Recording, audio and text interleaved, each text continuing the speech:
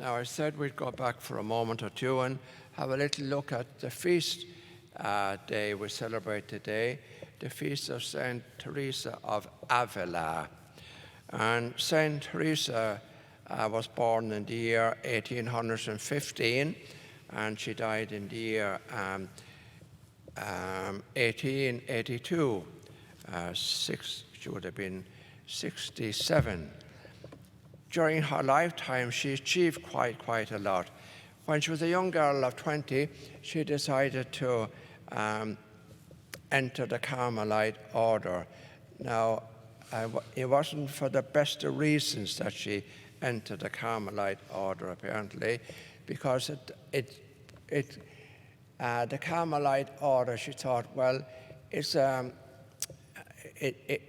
secure place, and I don't have to worry about things. I'll be well looked after and provided for, and you were allowed to take whatever possessions you had and keep them, and also you were allowed to have as much contact with the world as you wanted to.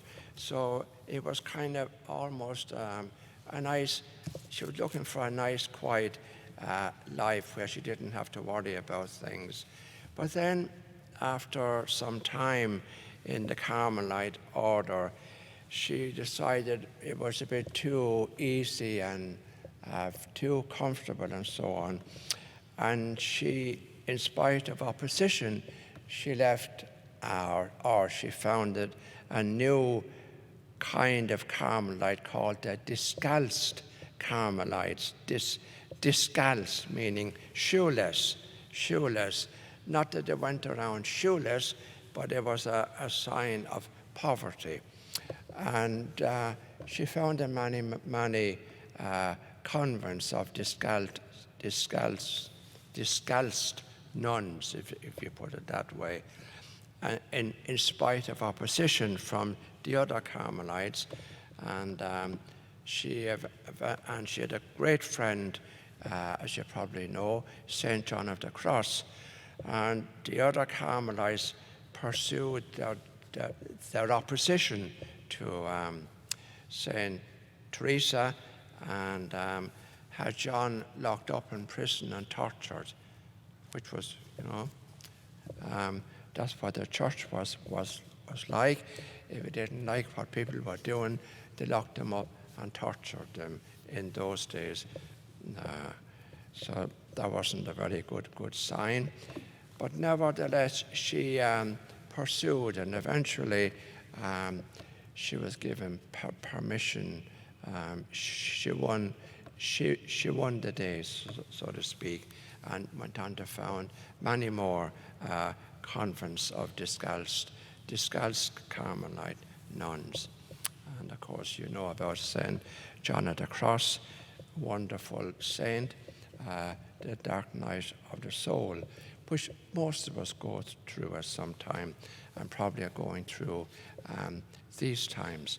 Now, you've often heard us said, nothing changes under the light of heaven. And it's very true, because what do we find in the gospel this morning? We find Jesus involved with the Pharisees, scribes and Pharisees, about what? About monuments. And isn't that very relevant at this time? There's a big thing going on about monuments being torn down, monuments that honor people who were involved in the slave trade and statues to the Confederates and so on. And so nothing new really happens. And the reason for that is because human nature is always the same. We never seem to get things right.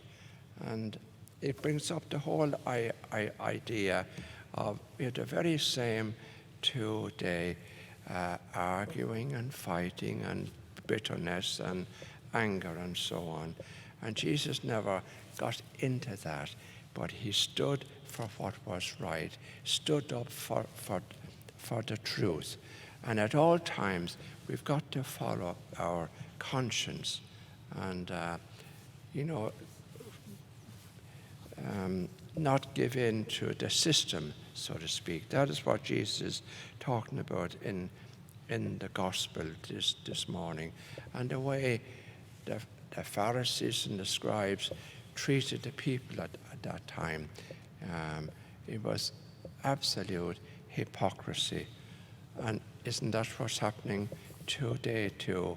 We live in a very hypocritical system sometimes, you know. People saying one thing and doing something else. And what the gospel teaches me this morning, be honest, be truthful at all times, and mean what you say. So many people say what is convenient. That's never a good thing.